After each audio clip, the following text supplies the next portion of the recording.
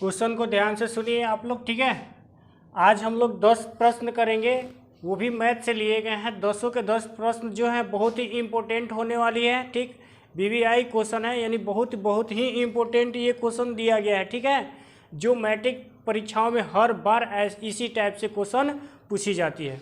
संभावना है कि इस बार भी इस टाइप से ही क्वेश्चन पूछी जाए। आप लोग ध्यान से सुनते रहिए, चक्कर पकड़ तो नहीं इधर उधर मत कीजिए, इधर उधर देखा देखौल कीजिए तो थुरबो करेगा, हम पहले बोल दे रहे हैं, ठीक है। जब क्वेश्चन समझा रहे हैं इधर, तो आप लोग इधर से इधर चुकुर पुकुर निहारते रह रहे हैं, ठीक है।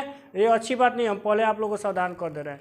क्वेश्चन को आप लोग यहाँ पे समझिए, इधर उधर ताकने का हो सकता है आप लोगों को, ठीक है। ताकते रह जाइएगा, जिंदगी भर उसी में आपका जीवन बर्बाद हो जाएगा, कोई फायदा नहीं होगा। इधर देखिए, जो मिलने वाला है इससे मिलने वाला, उससे कुछ नहीं मिलने वाला। थोड़ी देर के लिए मिलेगा, उतना ही देर में आप लोग गच हो जाते हैं। इधर देखिए, कह रहा है इकाई स्थान पर कौन सी संख्या हो तो उसे सम संख्या समझा जाता है। क्लास में हम लोग चर्चा किए थे कि इकाई स्थान पे कैसी कैसी संख्या रखी जाती है, तो हम लोग उसको सम संख्या समझते हैं, ठीक है। इसका आंसर 0 भी होगा, ठीक। इसका आंसर 0, 2, 4, 6, 8, ठीक है। 0, 2, 4, 6, 8। यदि इकाई स्थान पे इनमें से कोई भी एक संख्या आ जाता है तो उसको हम लोग क्या समझते हैं, सम संख्या समझते हैं। चलिए अगले प्रश्न पे हम लोग बढ़ते हैं। इकाई स्थान पे कौन सी संख्या हो तो उसे विषम संख्या समझा जाता है। प्रश्न कर रहा है कि कितनी भी बड़ी संख्या दे दी गई हो, ठीक, इकाई स्थान पे कौन सी संख्या रहेगी तो हम लोग उसको विषम संख्या समझेंगे। ध्यान दीजिए, अगर इकाई स्थान पे या तो 1 आ जाए, ठीक, या तो 3 आ जाए, या तो 5 आ जाए, या तो 7 आ जाए, या तो 9 आ जाए, इनमें से यदि कोई भी एक संख्या आ जाता है, या तो 1 आ जाता है, या तो 3 आ जाता है, या तो 5 आ जाता है, या तो 7 आ जाता है, या तो 9 आ जाता है, ठीक है। तो उसको हम लोग क्या समझते हैं कि वो विषम संख्या है, ठीक है। चलिए अगले प्रश्न पे हम लोग बढ़ते हैं। 3 नंबर प्रश्न पे कह रहे हैं 5 से विभाज्य होने के लिए इकाई स्थान पे कौन सी संख्या होनी चाहिए। 5 से विभाज्य होने के लिए, अगला प्रश्न में ये बात बोला है कि अगर कोई संख्या दे दिया गया है, अगर उसमें पूरा 5 से भाग लग जाए, पूरा उसमें 5 से भाग लग जाए, तो वो इकाई स्थान पे क्या होगी संख्या, ठीक है। तो ये सिर्फ 2 ही अंक होती है, 0 और 5। जिस संख्या के इकाई स्थान पे 0 और 5 होती है, ठीक है, तो वो उसको हम लोग समझते हैं कि इसमें 5 से पूर्णतः विभाजित हो जाती है। आप लोग लगातार क्लास में बने रहिए, इससे भी अच्छे क्वेश्चंस आपको दिए जाएंगे हर बार, ठीक है। हर क्लास में आपको इतने इम्पोर्टेंट क्वेश्चन दिए जाएंगे जो मैट्रिक लेवल से होंगे, ठीक है। अगर आप मैट्रिक में अच्छा नंबर लाना चाहते हैं तो आप हमारे साथ बने रहिए, ठीक है। चलिए अगला प्रश्न, लगातार 2 सम संख्याओं का एचसीएफ होता है। हम लोग पिछले क्लास में भी इसके बारे में चर्चा किया था कि जो लगातार 2 सम संख्याओं का एचसीएफ होता है वो कितना होता है। आप लगातार 2 संख्या होता है 2, 4, 4, 6, 6, 8, 8, 10, 10, 12, ये जो संख्या होती है लगातार होती है, ठीक है। तो इसका एचसीएफ हम लोग जब भी ज्ञात करेंगे सिर्फ और सिर्फ 2 ही आता है, ठीक है। लगातार 2 सम संख्याओं का एचसीएफ कितना होता है, 2 होता है, ठीक। अगले प्रश्न पे हम लोग चलेंगे।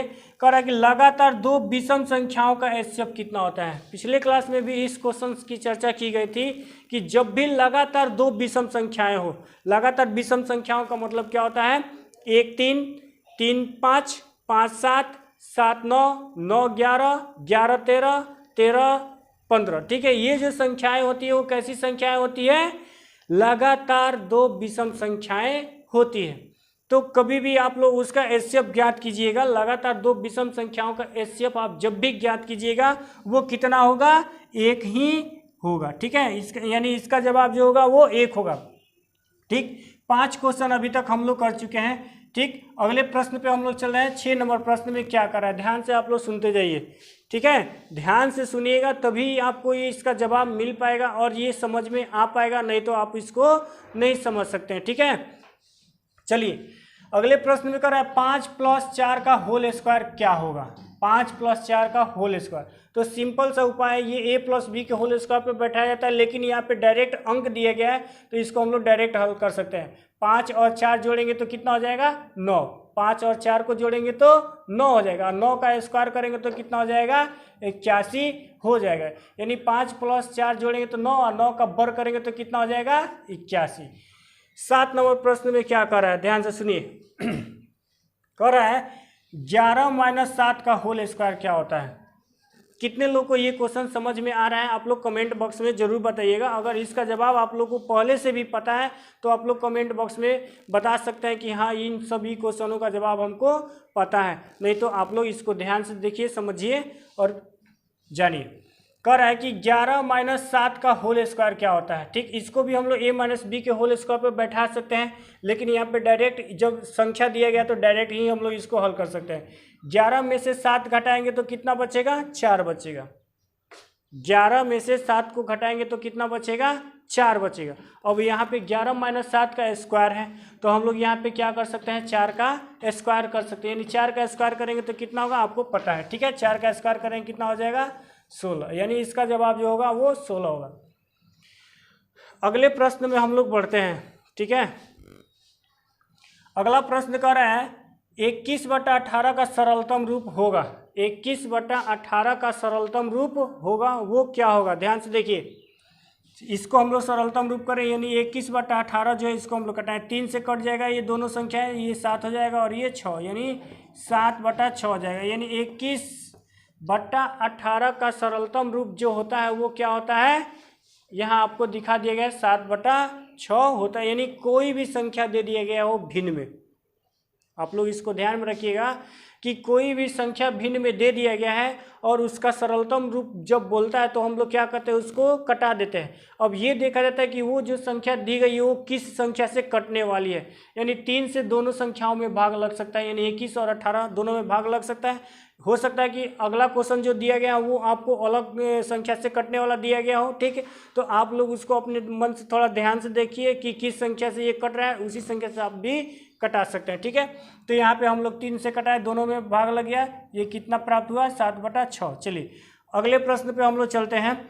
1/10 का मान होगा, 1/10 का मान हमको प्राप्त करना है। ठीक है, तो 1/10 का मान जो हम लोग प्राप्त करेंगे, कैसे प्राप्त करेंगे, यानी 10 से हम लोग भाग दे देते हैं 1 में। ठीक है, यहाँ पे 0 यहाँ पर भी हम लोग एक 0 बैठा दें और एक बार में कटा दे, सिंपल उपाय। यानी जो 1/10 का मान होगा वो कितना होगा 0.1 होगा। ठीक है, चलिए अंतिम प्रश्न पे हम लोग पहुँचते हैं। 0.6 को भिन्न में बदलने पर प्राप्त मान होगा। प्रश्न को ध्यान से देखिए, बहुत इजी क्वेश्चन है। कह रहा है कि 0.6 को भिन्न में बदलने पर, इसको भिन्न के रूप में बदल देना है। बहुत ही सिंपल क्वेश्चन है। कैसे 0.6 को भिन्न में बदलने के लिए 0.6 केवल हम लोग 6 लिख दें और दशमलव के बदले नीचे 1, दशमलव के बाद कितनी संख्या है 1, तो 1 0। हम लोग इतना पर भी आंसर छोड़ सकते हैं या ये दोनों 2 से कट जाएगा, इतना भी हमारा आंसर हो जाएगा। ये दोनों के दोनों हमारा आंसर। ठीक है, कितने लोग को ये क्वेश्चन समझ में आया कमेंट बॉक्स में आप लोग ज़रूर बताइएगा। ठीक है, इधर उधर चक्कर में पढ़ने की ज़रूरत नहीं है। आप लोग हमारे साथ बने रहिए, पढ़ते रहिए और आनंद उठाते रहिए हर एक चीज़ का। ठीक है, आप लोग को अभी फ़िलहाल में गणित का क्वेश्चन बताया जा रहा है। आने वाले समय में आप लोग को साइंस, सोशल साइंस सभी विषयों का क्वेश्चन आप लोग को बताया जाएगा।